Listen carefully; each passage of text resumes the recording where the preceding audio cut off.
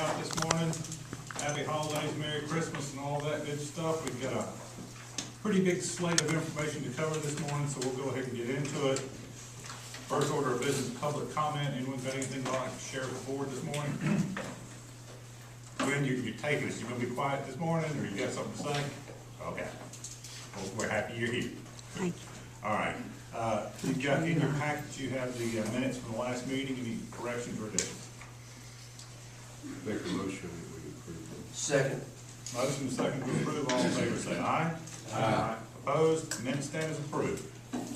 Financial report. Amy, talk to us about our dollars.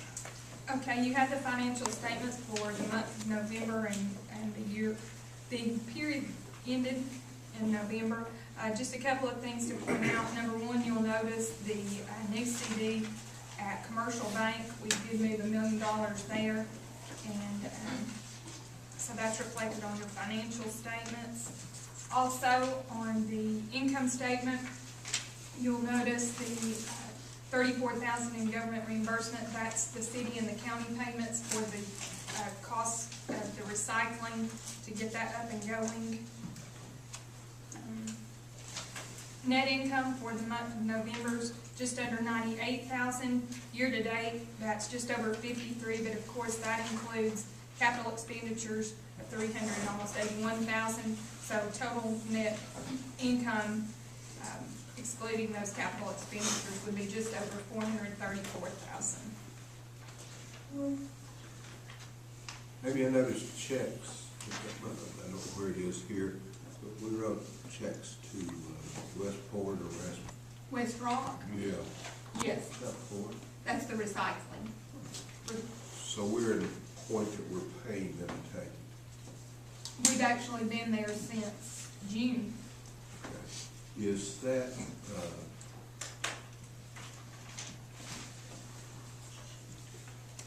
in past, is that breaking about even what it was? Yeah, I think it's even or a little, still a little savings. To what we were doing with S&D or? Yeah, if you factor in what we had to pay to build the compactor and all that stuff, we're breaking even. Any other questions for Amy? Amy, you want to introduce our friend that's reviewed our annual report? I'll be glad to. You may remember from last year, Ms. Tanya Easley with Rutherford Moss, and she is your auditor for the last several years. And so she does have your financial statements as audited for the year ended June 30, 2018.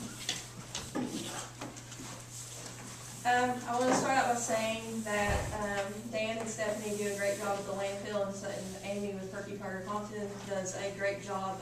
Everything's always in order, especially with the transition into the new system where part of it was in local government and you had a new system. They had done a very good job of, having everything set up so it was easy to audit. On page 2, you will find the independent auditor's report. We have issued an unmodified opinion, which is the best opinion that we can issue. The other thing everyone wants to know about immediately, is, which is at the back of the report, for the internal controls, so there were no findings for the year ended, and there were also no findings in the prior year. We did note a couple of what we would not significant deficiencies or material weaknesses, but control deficiencies with depositing money. They are depositing cash 2 times a week, and we feel that they probably should be depositing cash 3 times a week. The state of Tennessee says that cash should be in the bank within 3 days. Had we not changed that for them? We thought we were following that, we were Okay. depositing on Tuesdays and Fridays, so Right. we thought that covered the 3-day period. I knew we had talked about it in here. Which technically, it does meet that requirement, the state statute. It is being deposited within 3 days, but their recommendation is that you deposit it as quickly as you can once you receive it. So that's the result of their recommendation. And also on some, purchase orders, but with the new system, they're being done electronically. They were doing them by hand, and we would see some that wouldn't have amounts or dates or things like that, but since they're being done electronically with your new system, I feel that that will, help with the internal control there, so they can be approved electronically, so. On page 4, that's just the management discussion analysis you have that compares, the 2018 financials to the 2017 financials that we do not audit. It's just what management is providing for the differences, that gives you a good evaluation of the changes from year to year. On page 7, you will find the statement of net position, or what most people like to call a balance sheet. One thing you will notice is there was a prior period adjustment on these financial statements where we implemented GASB 75 for the other post-employment benefits. GASB 75 superseded GASB 45, and so why there's a prior period adjustment is they changed how the discount rate was being calculated, and so everyone's liability increased. And so that really wasn't a cost that was to be taken in all of this year, so that's where your prior period adjustment comes from. You had a prior period adjustment of $111,608. So your new other post-employment benefit under non-current liabilities is now at $152,574 compared to $39,494 in the prior year.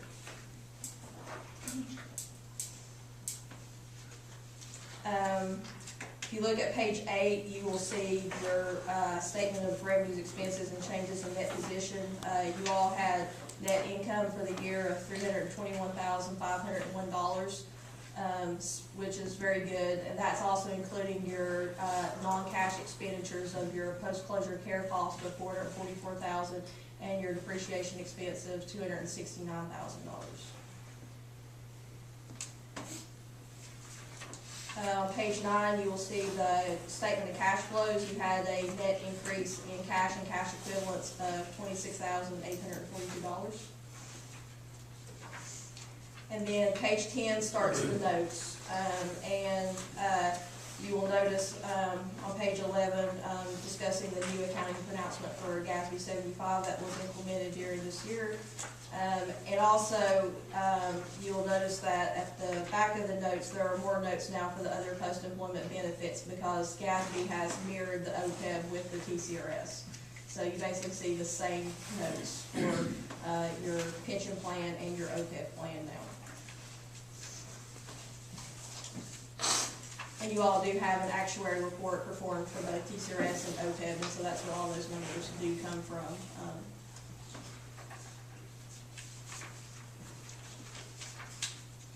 And you also notice in the required supplementary information, starting on page 22, the first 2 are related to your pension plan, which have always been there. And then you have a new schedule called Schedule of Changes in Total OPEB Liability and Related Ratios now, in accordance with GASB 75.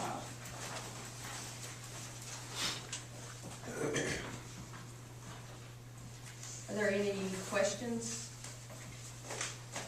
We had changed, you might have addressed this, our designated money for the closure of the landfill. That happened after June 30th. That's Yeah, effective. last year, okay.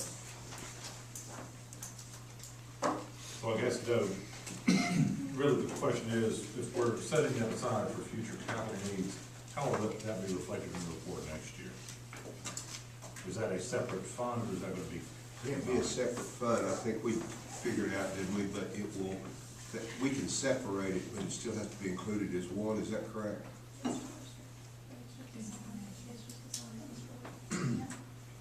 It's not actually a separate fund like you would have in a county or Internally, city it is. government, but it will be an assignment or designation of your net position.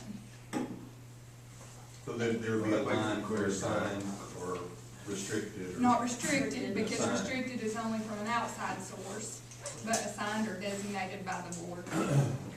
You change the rules, and there are 15 different flavors of that. All right, any other questions or comments for Tanya? Well, thank you very much, we appreciate you coming to present the report.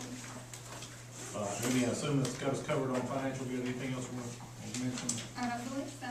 Tom, investments, we talked about moving some money around, anything you want to add?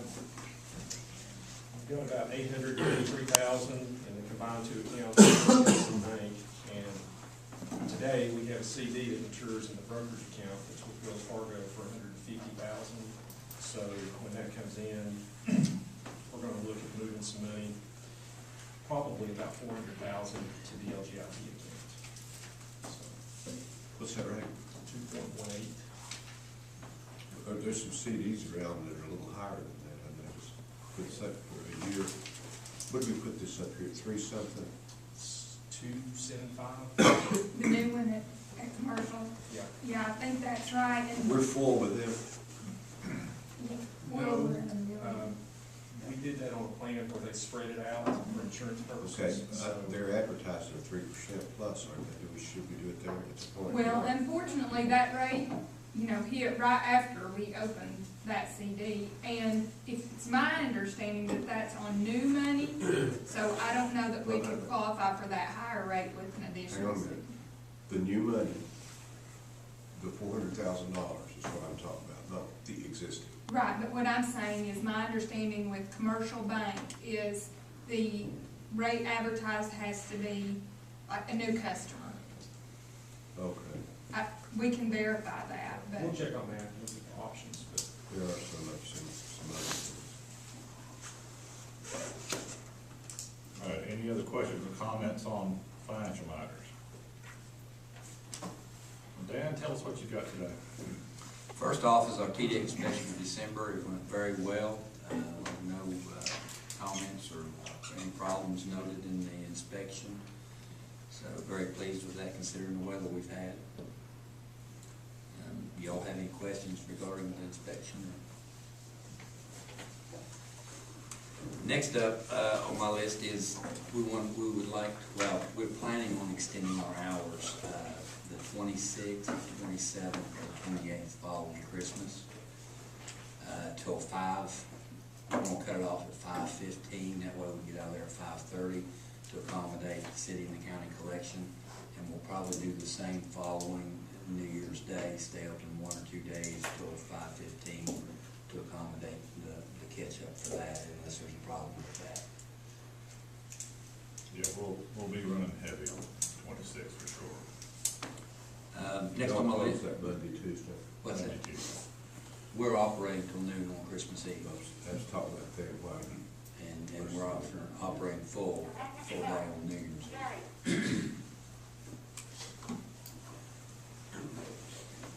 Next on the list is the blower motor. We had a blower motor go out in our burner. It went down. We did some serious shopping. We found we actually saved $7,000 by doing some shopping online. Dennis was able to, it was the same motor, but the shaft was a little bit different. We had to do a little modification, buy a few tools, but $7,000 savings over the exact fit. So I'm very pleased we could pass that savings. How much was We're at $3,500 for the motor, and probably another $1,500 in tools, die sets, and so forth, stuff he had to buy. One of the things that we did find out was the pitch on the blower was at 0, which meant it wasn't burning very efficiently. Once we put the new motor in and changed the pitch, it's burning a whole lot more efficient. We don't have the smoke lingering around as bad as it used to, and it's burning a whole lot quicker as well. So we've got a more reliable motor, burning more efficient because of the airflow, and we save money in getting the thing. It's a pretty good day. Yes, it was. Next on the list is, I've been informed by our tire recyclers that they are going up on the rates as of the 1st of January. They initially wanted $10 a ton, and I negotiated a $5 increase versus the 10. So we're roughly going to be looking at $75 a ton to now dispose of the tires. What's the offset from the grant? I don't remember the amount. dollar for dollar just about, or we've actually made a little money So is last year. I Just to think put us underwater. it shouldn't. because we implemented when was that, when we raised what we were doing, 6 tires free or whatever? I think it was about 2 years ago. Has wasn't it been that long? Yeah. We've seen a decrease in out-of-county tires come in, that's where it was coming from. Green County was $130 a ton disposal, and we were at 73.77, so we were getting hammered with tires. I've noticed about 200 to 300 ton less a year coming in that. Of course, that money was not captured on the grant, we weren't getting it, it's one of the counties that generated it. If you were to look at last year, the money we received from the grant was just about 57.5, and the expenses for tire recycling were almost 68.5. So, But then we generate revenue, right? Which would offset that. yes, the disposal revenue is 53,000. So, You made So we're still 30-something thousand. still to the good even with the rate increase. Okay, And that's all I had. that's all you got. Any questions for Dan? Well, again, I think, let the guys know the work on the blower is definitely appreciated. You noticed this neighbor, is it burning a little better? Well, it's blowing it better. Blowing it over toward you, isn't it? Yeah. For some reason. The east wind blowing. I guess it is. That's amazing. It goes, the smoke goes to beauty, doesn't it? I think that's what they say. That's what they say. Yeah. Okay. I've never had any. All right. That's nice. All right. If you remember last month, I talked about the landfill gas monitor. And TDEC, based on some of the levels we were getting around the perimeter of the landfill, TDEC required us to prepare an action plan, which I think ended up being a page. But as part of that, we have to check the basements of those 3 houses across the street once a month until the perimeter levels drop. Our first sampling of those showed 0, nothing, which we expected, but we just finished this week the 4th quarter sampling. And I think we got 1 of the 3 houses. There's another one scheduled for the 27th. Steve set up for the 27th. Steve set up for the 27th. The levels along the perimeter actually dropped a little bit, but they didn't drop to the point where we can get out of the action plan. And the 1 house we did monitor, there was no hits on it. Item 2 there, if you'll look, I've prepared a memo, and what that is that what's been called that French drain line around the Sublette Road side of the landfill there, that old line that was put in, I'm not sure exactly what year it collapsed and was not functioning. So that line has got to be replaced for a couple of reasons. One, the state wants that French drain put around there to catch any leachate that might be leaching from the landfill, and 2, to help with that perimeter gas, those perimeter gas readings. So what you've got is you've got an 8-inch line with manholes. And then in the same trench, you've got a 6-inch perforated line that they wanted in there to catch anything that might be leaching out. That entire trench has got to be lined with geotextile filter fabric to keep any of the fine clays from coming there and clogging it up. And it's also got to be, there's like a 3 feet envelope of gravel around it. Now that piece of it was fairly easy to budget. Coming off of that 8-inch solid line, we've got about 6 laterals that actually go into the landfill. And by that I mean they go through the liner and the cap.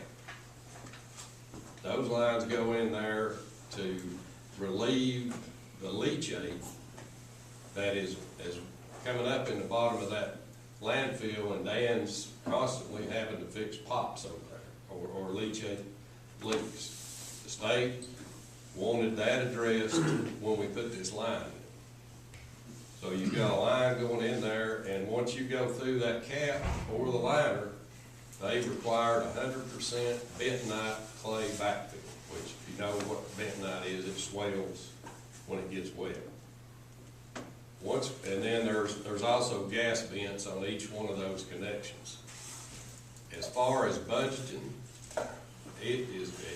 I'm not sure what it's gonna cost for a contractor to dig through that liner and put that leachate or that bentonite in there.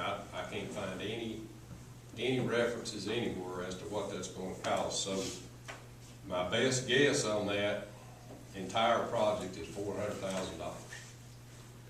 And like I said, up until we hit that, digging through that liner and cap, I'm fairly comfortable, but once we get in there, I just had to figure out what the bentonite would cost, and the contractor, when he breaks into that, he's gonna have to deal with some leachate, and TDEC had an entire scenario that we had to do once we dug in there. We gotta line everything in plastic, and any leachate that comes out has to be pumped into the main line. And then, of course, they require on-site inspection, they require a QA, QC report, and they require as-bills to be submitted to them. So, though that relief line and the monitoring and as-bills, those are post-closure items based on discussions with the state and reviews of your post-closure plan. And then at the same time, our thoughts are we'll just add the leachate level monitor that the state's required as a part of suit compliance, and then we're gonna put the flow meter in to totally separate the metering of the leachate from the MUS's main line there, because it's being metered downstream of the landfill in an existing gravity line, and MUS, they're as a part of the pre-treatment program and our plan we had to submit to them, we're gonna put this meter in.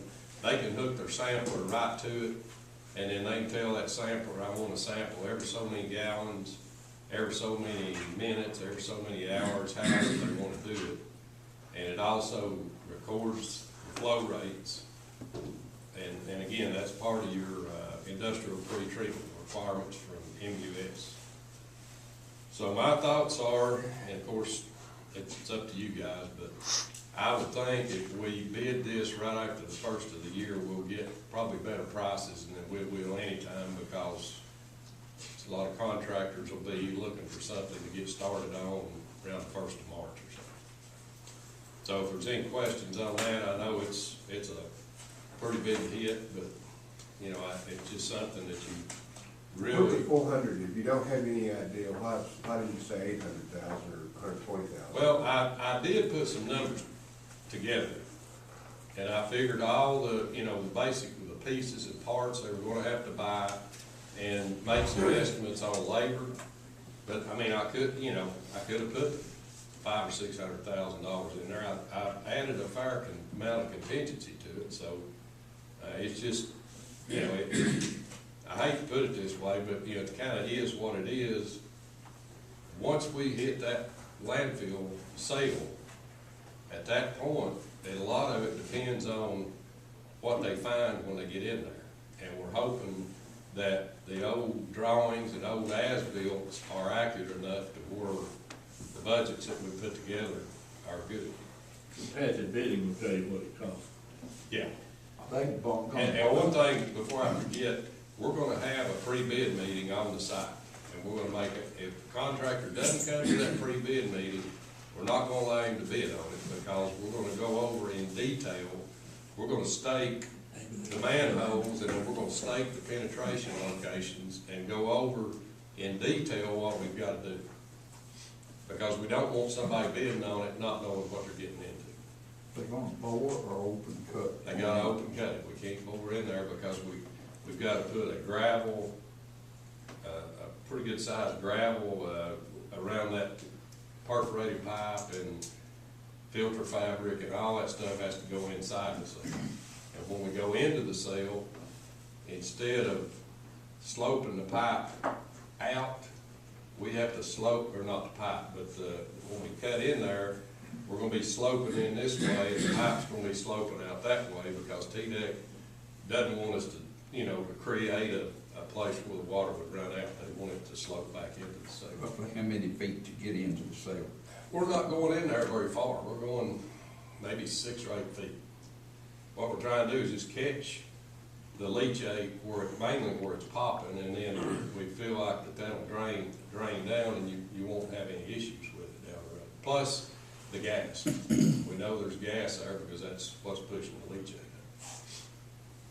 How many contractors are gonna be able to do this work? Most of the work's pretty simple, It's, but penetrating into the cell is a little different. Is that gonna scare people? it'll scare some of them. There's a few contractors around here that do landfill work, and they'll know what they're into. What we're planning on doing is contacting as absolute many as possible that we're comfortable with. And again, if they don't show up at the pre-bid, we're not gonna allow them to bid. Steve, you don't pre-qualify the bidders.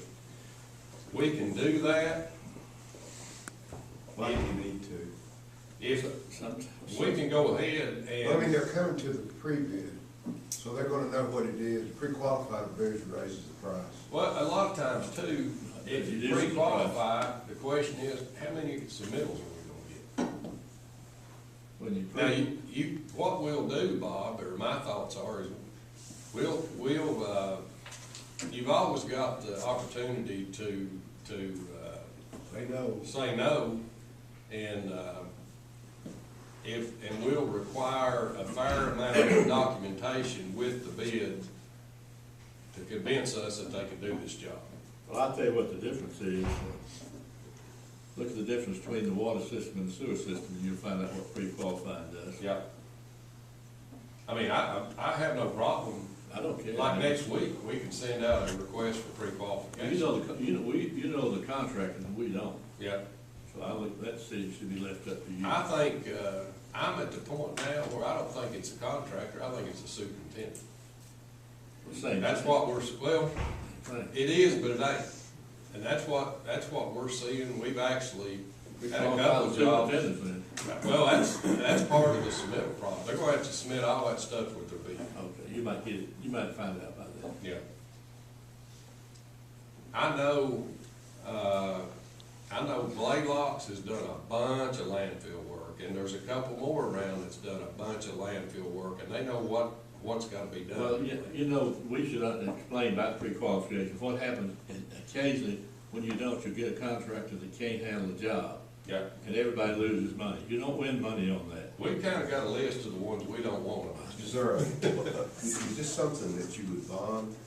Oh, yeah, there'll be performance and payment bonds. So then that kind of takes care of it. If Don't take care of it. You get into lawsuits and everybody loses, is what Yeah, happens. no, it, Now, go ahead and, just, You just need a good contractor, what you need. I'm fully aware of that. if you want, we can send out a request for pre-qualifications next week. I'm gonna leave that up, I'm personally leave that up to you. You know, and we know.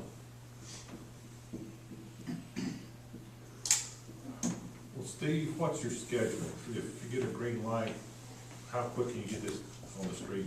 Well, my thought is, Tony, that if we're gonna advertise it, we do it right after the first of the year, because between now and then, nobody gonna see it anyway. And then we open bids. I think I've got we'll open bids in early February, have it on your February agenda, which is the 15th, I believe. And then we'll be ready to start construction by the 1st of March.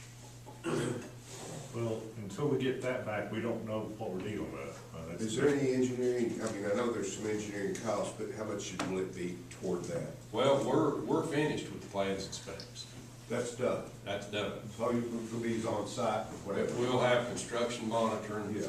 Okay. And then the final reports as. How much have we spent on that so far? I'm not sure. 2,000, 12,000, you guess? Probably been through T, 3 times through TDEC, I'd say it's more like 20,000. Maybe more. Your biggest cost, I guess, on what they'll talk about would be inspection, wouldn't it? Well, yeah, plus, the line cleaning and the TV and the CCTV work, all the existing piping, that all also was included in this. But we wanna make sure when they're out there working, that somebody's looking over their shoulder, we're getting what we want, not messing up the Well, TDEC is gonna require copies of the daily reports.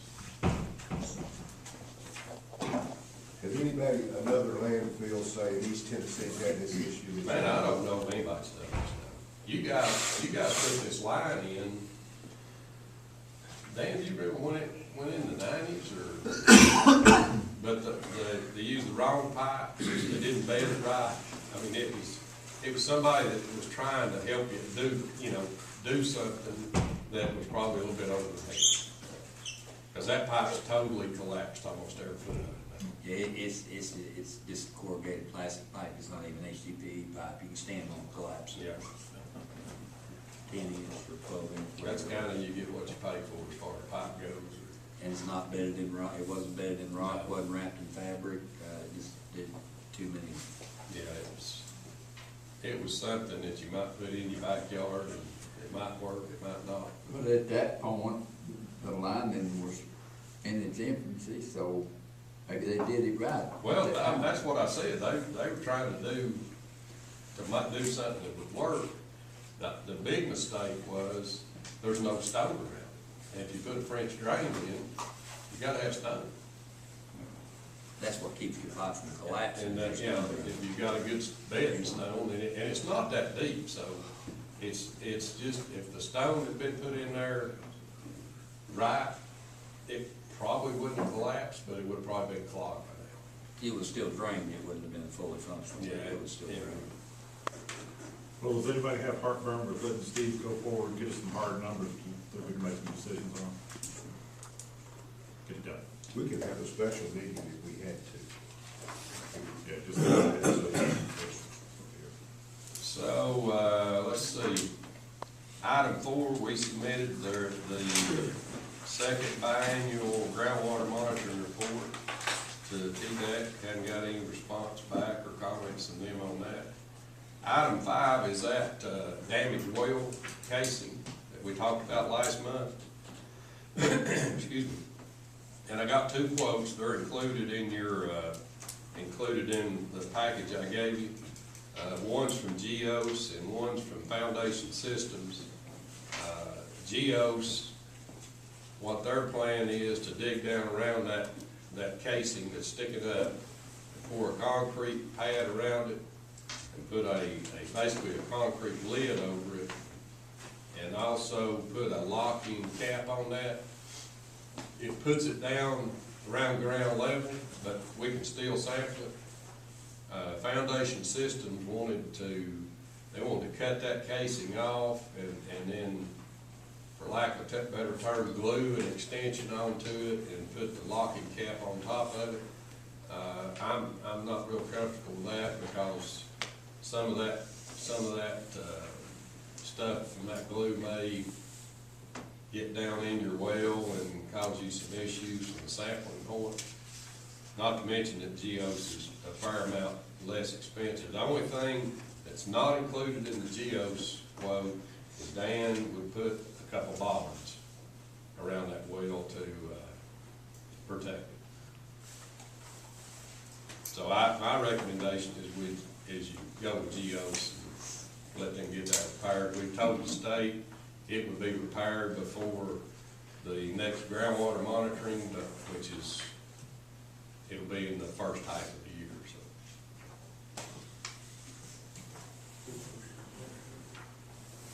Geos does good work, I think. Oh, yeah, they're a fantastic geotech and wells. They've done work in landfills from one end of the state to the other. So they know what to do. So do we need to approve this? Not on that, for that money. Yeah, it's, It's a new Dan. This issue a PO for it. Okay. Go Which with it. is reasonable, we always wanna take the cheapest one. Not all the time, but in this case. That's why I said reasonably. Reasonably, you got a point. The only other thing I have, $100, we don't wanna pay $1.60. the only other thing I had is, I told you guys that I'd have you some, potential or preliminary numbers on the expansion. We've got basically two options that between us and the Geotech, we felt like are the two best options for the site. And if you look on that last page, basically what I've got there is your rock and soil excavation and the potential cost for those, the potential volume based on those two different layouts, and then your estimated life. And, that option 2 is actually the one we originally came up with and we're talking to y'all about way back when. Strangely enough, once we got the rock borings and everything, that actually ended up to be the best option as far as volume and life. And the rock excavation is a little bit higher. The soil excavation is too, but you're going to be digging that soil out and using that for cover material and closure. So, that's where we're at, and we're ready to move forward with, we've done some work with T-Dec on this already, and we're ready to hit that thing hard now, once we've got all the rock information, the hydrogeological, we finally got all their well, they have to monitor those wells every so often.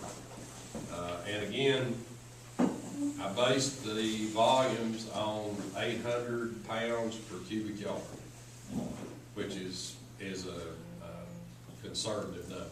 You may be getting more, might be a good idea, Dan, if one day we just took some garbage and compacted it, see where you're getting, but, and then the 70,000 tons a year we've been using all along. So those are the numbers that we've come up with.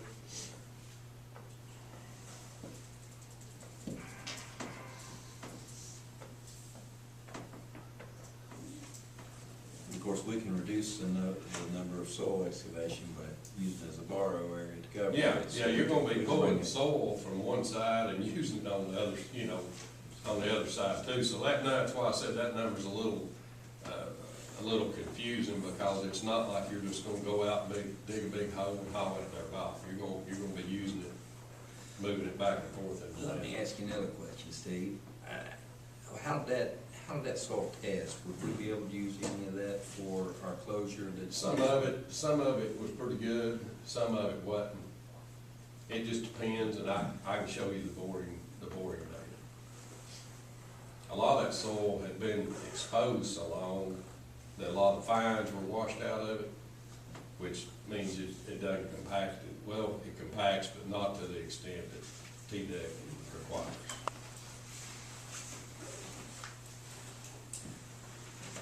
Dan, do you have any thoughts or words of wisdom in terms of direction from here?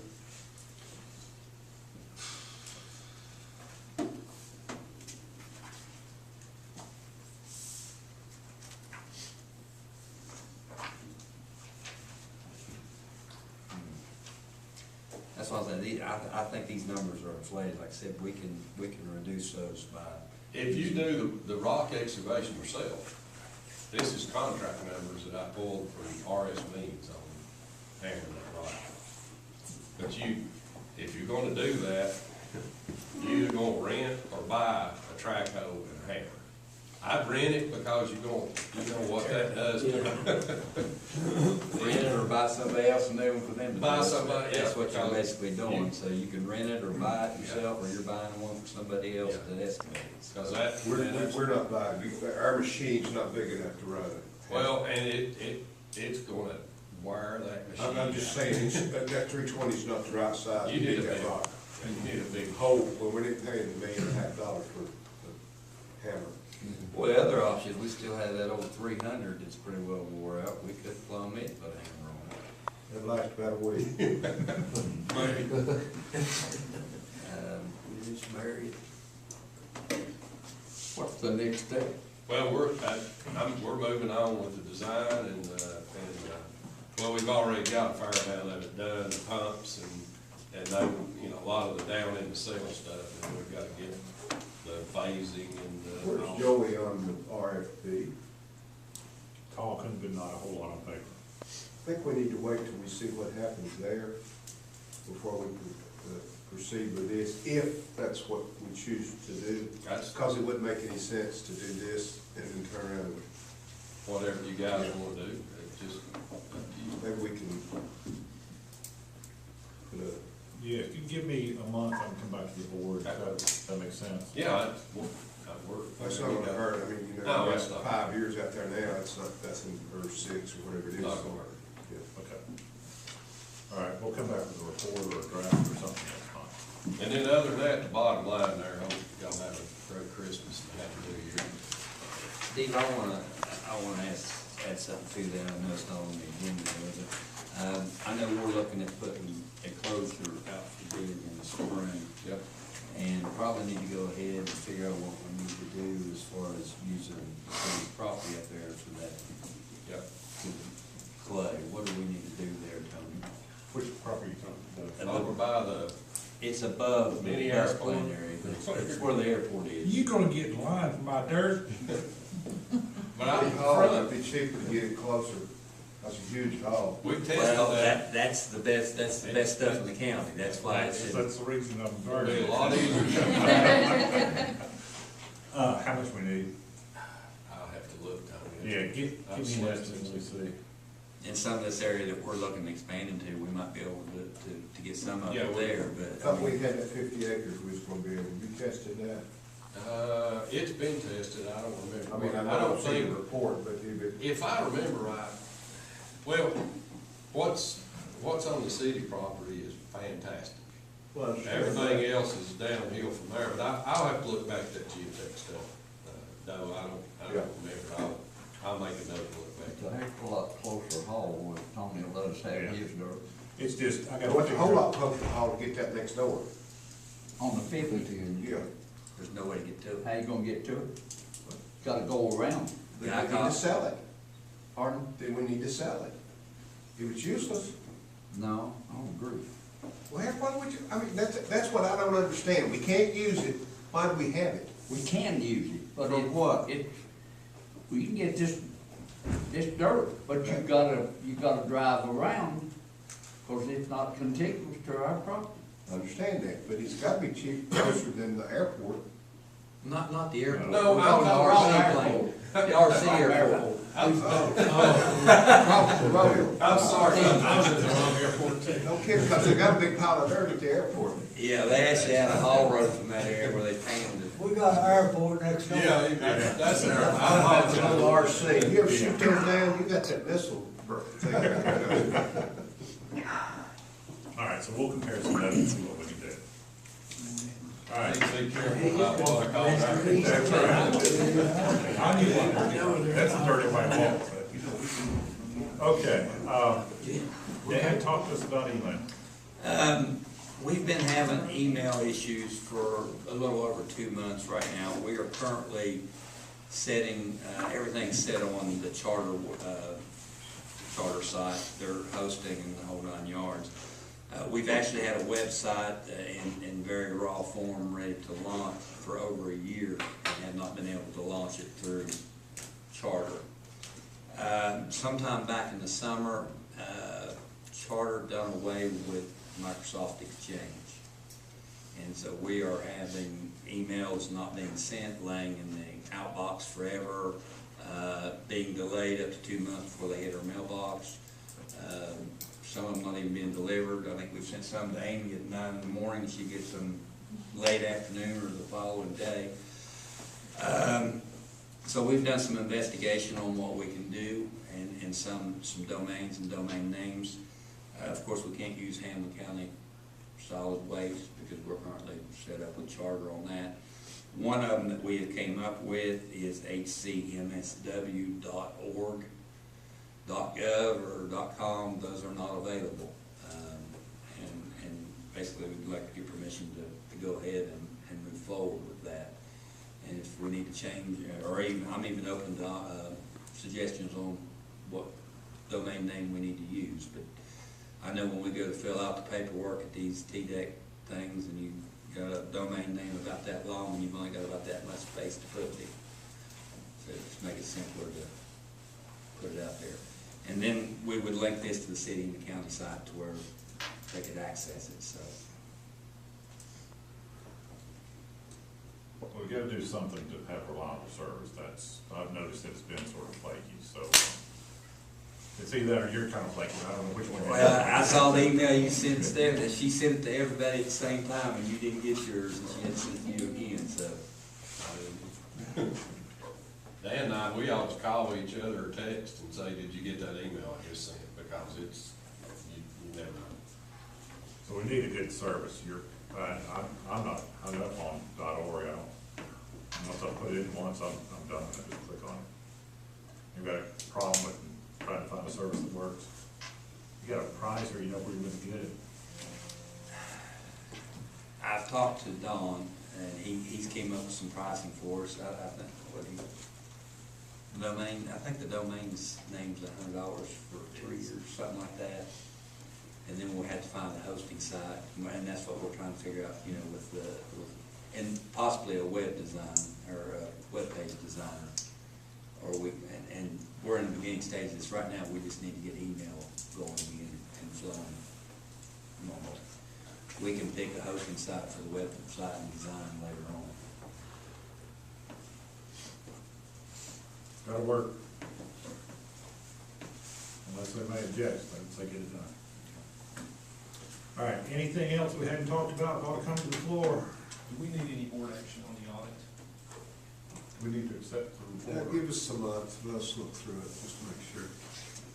All right, so add that to next month's agenda to accept the report. It's to the state, I mean, we gotta have it by when? It has to be to the state by the end of this month, which It has been submitted to the state. So we're good with that part. Well, we might as well do it if it's submitted to state, we've accepted it. That's right. Never mind. So do we want Do formal that. action? Is that something you want to normally, recommend? yes. Motion, second. Motion second to accept the audit report as presented. Any other comments? All in favor say aye. Aye. Sounds like we got a report. Anything else? Are we gonna take roll today, or? No, I'm sorry. If you're not here, you're not here. Here. Listen, if it's not on my little cheat sheet here, it doesn't get done. All right, folks, I appreciate it. We'll talk to you later.